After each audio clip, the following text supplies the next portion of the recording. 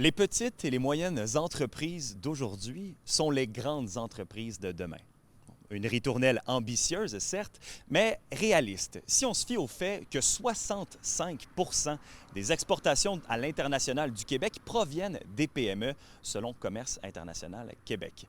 L'organisation est d'ailleurs d'avis qu'une région dite ressource comme l'Abitibi-Témiscamingue se démarque à l'international, notamment en raison de la qualité des produits exportés.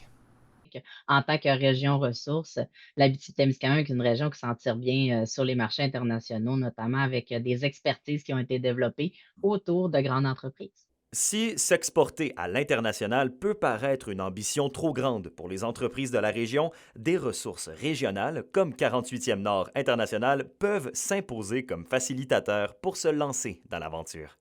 Quand on dit international, il y a quelque chose qui fait un peu peur parce qu'on se dit, OK, comment on s'y prend?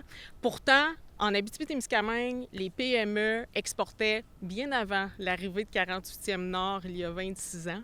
Alors, on est des débrouillards. Faut pas avoir de crainte quant, aux marchés internationaux. Je pense que, tu sais, quand on parle de vendre nos marchés en dehors du Québec, tout le monde est un peu éloigné des marchés, donc qu'on soit en région ressource ou qu'on soit, dans les grands centres, les défis sont quand même sont les mêmes. Selon la recherche de Commerce international Québec, une entreprise qui se lance dans l'exportation outre-Québec pourrait aspirer à quintupler sa valeur Une moyenne. entreprise qui va trouver des nouveaux marchés, il va se passer quelque chose d'intéressant, c'est qu'il va avoir une augmentation du chiffre d'affaires. C'est reconnu aussi que ces entreprises-là vont faire un peu plus au niveau de l'innovation et ça amène vers des nouvelles technologies, vers des nouveaux services et vers également des emplois de plus haut niveau dans cette entreprise-là.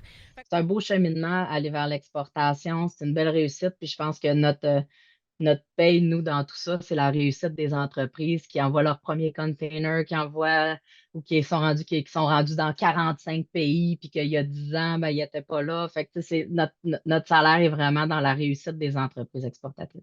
Alexandre Cabana, RNC Nouvelles, à Rouyn-Noranda.